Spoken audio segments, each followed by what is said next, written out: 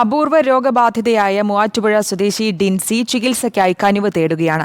അടിയന്തര മജ്ജ മാറ്റിവെക്കൽ ശസ്ത്രക്രിയയ്ക്കും തുടർ ചികിത്സയ്ക്കുമായി 40 ലക്ഷം രൂപയ്ക്കടുത്ത ചെലവാണ് പ്രതീക്ഷിക്കുന്നത്.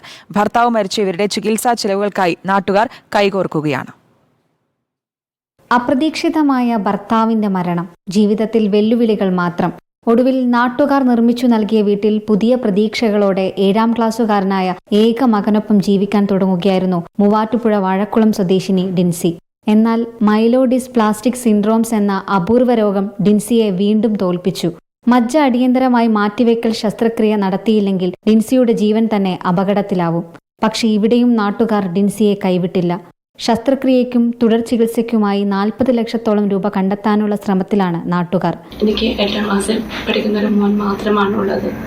അവൻ്റെ കൂടെ എനിക്ക് ജീവിക്കണമെന്നുള്ള ആഗ്രഹമുണ്ട്. എൻ്റെ മജ്ജ മാറ്റി വെക്കുന്നതിനായി 40 ലക്ഷം രൂപയോളം ആവശ്യമായി വരുന്നുണ്ട്. വേറെ ആരുമില്ല ഞങ്ങളെ സഹായിക്കാനായിട്ട്. എല്ലാവരും ഞങ്ങളെ സഹായിക്കണം. CMC സിസ്റ്റേഴ്സ് സൗജന്യമായി നൽകിയ സ്ഥലത്ത് വാഴക്കുളം PO ചാരിറ്റബിൾ ട്രസ്റ്റ് നിർമ്മിച്ചു നൽകിയ വീട്ടിലാണ് ഡിൻസിയും മകനും ഇപ്പോൾ താമസിക്കുന്നത്. മജ്ജ മാറ്റിവെക്കൽ ശസ്ത്രക്രിയ നടത്തുന്നതോടെ ജീവിതത്തിലേക്ക് തിരികെ വരാൻ സാധിക്കുമെന്ന പ്രതീക്ഷയിലാണ് ഡിൻസി. ഇതിനായി സുമനസ്സുകളുടെ സഹായം തേടുകയാണ്. സ്ക്രീനിൽ കാണുന്ന വിവരങ്ങളിൽ ഡിൻസിക്ക് സഹായം നൽകാം. റിപ്പോർട്ടർ, കൊച്ചി.